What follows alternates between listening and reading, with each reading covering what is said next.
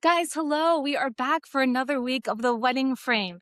And I was looking back, and my most downloaded episode was the gear episode. So, you know what? We're going to go back to it, except this time we're talking specifically about flash and even more specifically about on camera flash.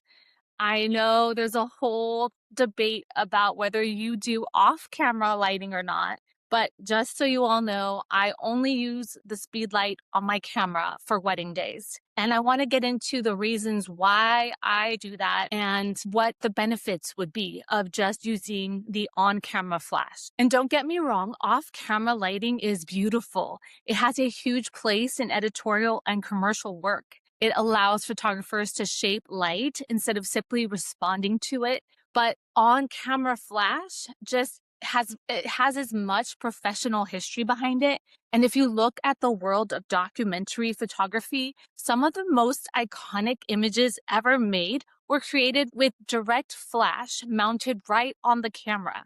Publications like Life magazine built entire visual legacies on work that was fast, mobile, and responsive. So the goal was not to construct reality, but it was to move through it without interrupting it. And wedding days are a lot closer to real life environments than they are to controlled sets. Everything moves quickly, things can shift constantly. Moments are obviously full of emotion, and it's sometimes hard to wait for like a technical setup. Because then you're missing those moments. So for me, choosing to keep the flash just on my camera allows me to stay in the rhythm of the day instead of stepping outside of it to build something before I shoot. I am not stopping to place a light or reposition anything. I am already ready. And that matters so much when the goal is not just beautiful lighting, but also capturing the moments as they're happening. I think as a documentary photographer, having lights just makes the couple, the guests more aware that there's a light pointing at them. Even during a dark reception, I will use ambient light and have my flash on a manual setting so it's not as strong. And you know what? I actually try to use my flash as little as possible and use ambient light as much as possible, even having my ISO higher than the norm. We have those tools in Lightroom that can denoise beautifully now. And again, as a documentary photographer, I would prefer capturing those moments when people aren't aware that I am capturing them, because the moment they see a camera or a flash go off in front of them, it's going to kind of ruin the moment and they're going to turn around and pose for the camera. I think if you are an editorial wedding photographer, then having that flash presence is fine because it is like a mini photo shoot in cases, especially the couple's romantics. So all of this, I'm going to preface all of this by saying that this is the way I do it because my style is documentary. So let's get into more of the details. So to repeat, I love ambient light and I want to preserve the atmosphere of a space for as long as I can. Like the glow of the candles that set such a romantic setting, it wouldn't be the same with a lot of light coming in. So flash comes in when it is needed to support the scene and not replace it. And when I do bring it in, it is always about enhancing what is already there. That approach really shapes everything else I am about to talk about. The way that I bounce the light, the way that I use direct flash for editorial moments, because I do mix in those editorial moments, especially if a couple tells me that they like that direct flash look for the receptions. That's something that I do along with getting the ambient light photos. So once I do decide that I need to use flash, I usually bounce it, on the ceiling or a wall, mostly the ceiling, especially if it's not too high up and if it's not a dark color. I like that it really gives a subtle look. It just gives an even light to your photos and you're able to see the whole scene with bouncing your flash and mixing it with ambient light.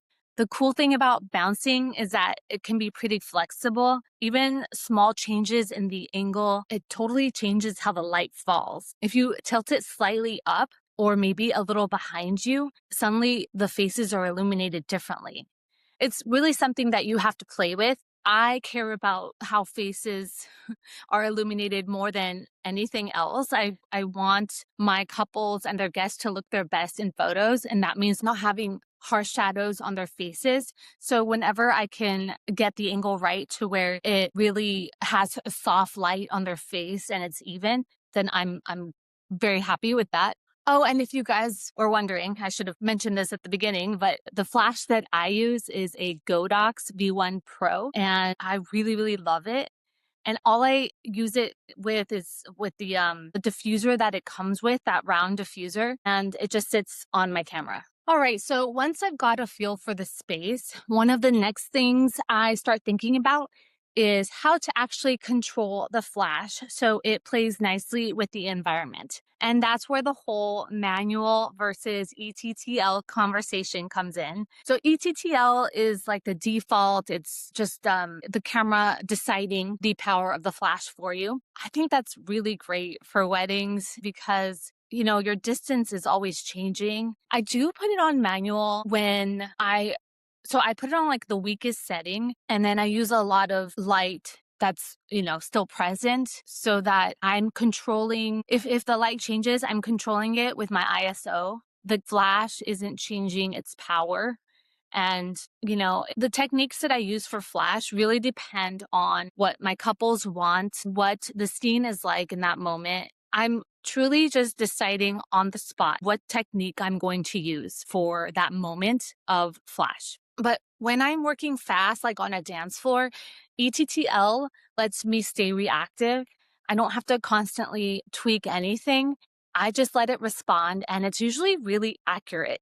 Another technique that I really like for receptions is dragging the shutter. And that's usually once I've gotten all of the important shots. I get some standard open dancing where everything is lit nicely and everything's clear. And then I have fun with dragging the shutter. And it's one of my favorite techniques to really capture the movement and the energy, but the subject is still very crisp and sharp while you're getting like the movement of the lights all around. I'm sure you've all seen those pictures. Like it's very like clubbing style. Again, I'm all about giving my couples variety. I want to mention that I use all kinds of techniques, but I also have second shooters who use off camera lighting. And I'm so happy to have them bring their lights if they want to, because why not? While I'm taking other shots using bounce flash or direct flash, they're getting a whole different look with their off camera lighting. And that, like I do listen to my couple's preferences, but I think they appreciate having different types of photos in their gallery. Okay, so I'll tell you how I do dragging the shutter and my settings. So I have my shutter speed down to 1/10th, 1/15th. I've got my f-stop like 4 to 5. And then the ISO, I don't know. Usually it only needs to be like 400 because the flash is going to be strong.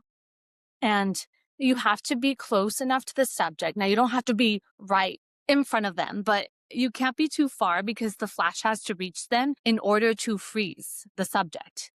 And you're able to get a sharp, crisp image of your subject, again, because the flash freezes. And then everything around them is in movement. So that's what creates those really cool light streaks. The DJ a lot of times will have lights. If there are no lights, then you're not really getting that cool effect. But, I think all receptions have lights. So, okay, now let's talk about outdoor receptions because that is where things shift a little and are more limited. Inside, you have walls that you can bounce off of. Outdoors is completely different because if there's lighting, usually it's some string lights. It can be pretty dark for an outdoor reception.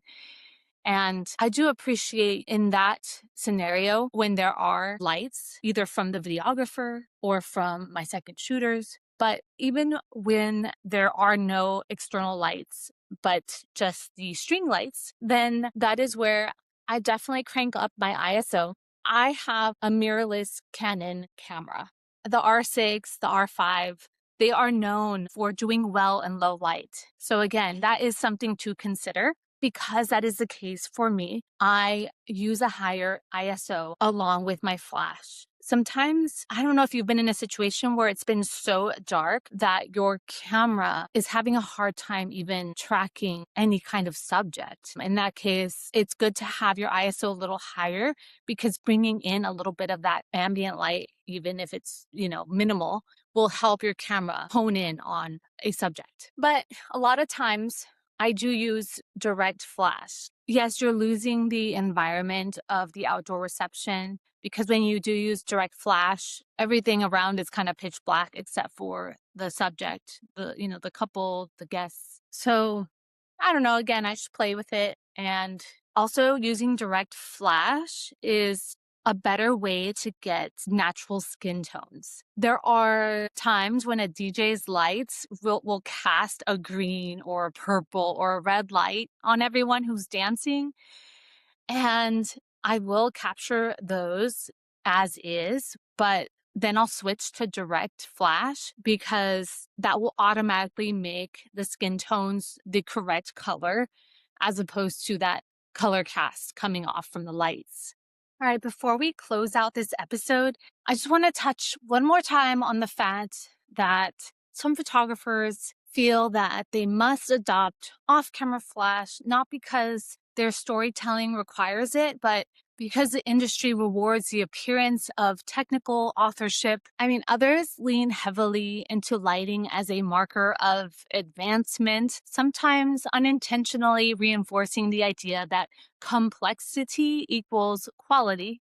But think about this. Couples are not describing their favorite images in technical terms. It has been proven time and time again that emotional truth in images is what matters more to couples. But again, it does depend on the preferences. But when you really think about it, people talk about an image showing how they felt, how the day was reflected. And it's just not about one perfect method. But I hope that I gave you a little insight into how I work with flash on a wedding day and really take all of that into consideration if you lean more towards documentary photography.